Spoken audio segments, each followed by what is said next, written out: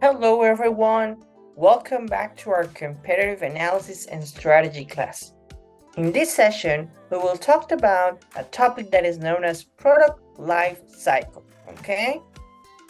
So the first thing that we have to know, and I would say, just go to your memories, okay? When you go to a store or maybe when you go to a any retail store, you're gonna see that products appear and disappear, okay? After specific moments, okay, we're gonna see that there's an evolution, maybe some products remain, others create alliances, and many factors that, of course, it's in you to define if a product could stay or not in the market, okay? But this decision will also be implicated by this product life cycle, okay? So the first thing that we have to understand, okay, is that all products, as humans, we have a cycle, okay? As you know, we have a certain expectancy of things that we have to succeed or we have to achieve.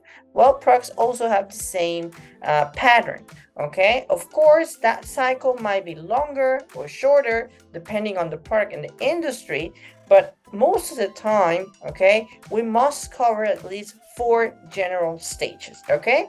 We're gonna see each one, and we have to also remain that each stage that is defined is with a specific aim, okay? It's important that you keep objectivity or where is your product located now so you can develop better strategies, okay? And of course, know the potential outcome of each stage, okay? So in this product life cycle, we have very common aspects, okay, which is introduction, development introduction, launch, maturity, and decline. But as you can see here in the maturity, we have to take a very important decision if we do a product extension or we fall into a decline, okay? Just to highlight something, okay, in the maturity stage, not all products may be feasible to move through, okay, a product extension, okay, but we'll see that when we talked about maturity stage, okay. But the first one, developing an introduction, okay, first of all here, as you know, it's the first time your product will get in touch with the market, so there's a high investment that will be implicated, okay, in aspects such as branding, in getting the customer closer and to try the product for the first time, okay, and also to open to retailers, okay. Just analyze yourself in this moment.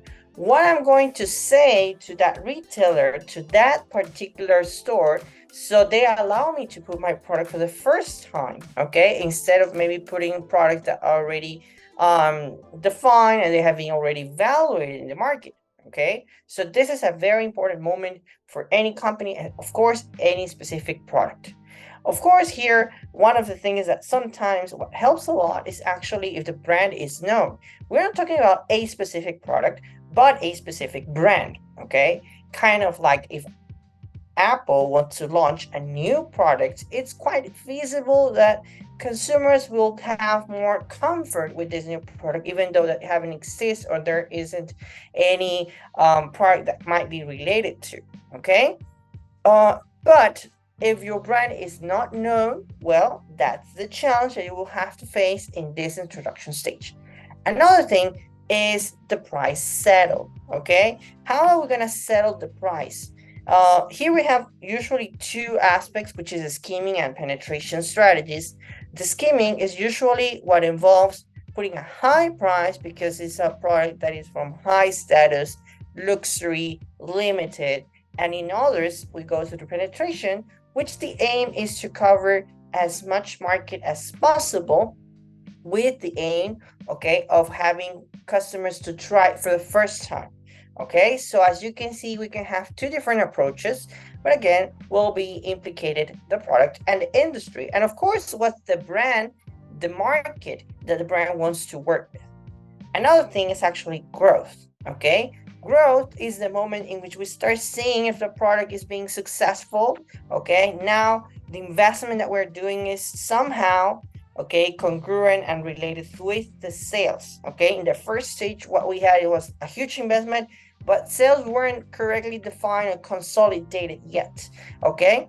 And of course, here what we can see is that we start seeing the possibility to expanding the market or even moving to other markets, okay, in order to get more profits. Okay. The good side of this growth is that right now you have potential customers that may look as an ambassador and will speak good about the product, and here might be a good moment in order to promote more the brand. Okay. And of course, another interesting insight is that you might be receiving your first complaints. Okay, the first problems will arise because now consumption is already existing, so you really have to take care and look up for the feedback.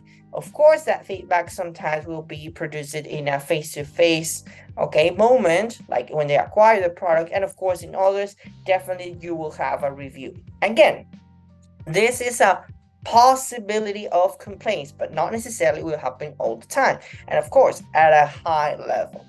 The other thing is actually maturity. Okay, maturity means that things become more stable. Okay, competition gets fierce because now you are not new in the market. Many customers, but of course competitors, will know you. Okay, so they will try to get what you want, okay, to get the strategies or maybe to copy your strategies. Okay, and here one thing that might be important is to catalog the clients, okay, because you already have many clients. You need to define which ones are more valuable, which ones maybe you will need to provide more benefits so you can retain them more. And of course, what happens here is that maybe your sales are not increasing, but they are more stable. Okay, so we get into a stability position, but remember that in this stage you may have to evaluate if the product may have an extension or maybe it's moving to the end of the cycle. And of course, some alliances will remain or even maintain those sales. So it's important that maturity seems as the moment in which we'll have to define the potential future of the product itself. And then we move to decline. Here we can see that sales start dropping. The product is not going to remain in many markets. We have to be more efficient. And the thing that maybe happened in growth that was covering many markets at the same time, now we are reducing it because it's not profitable enough. And of course, the investment that you're doing is going to be way much lower than what it was.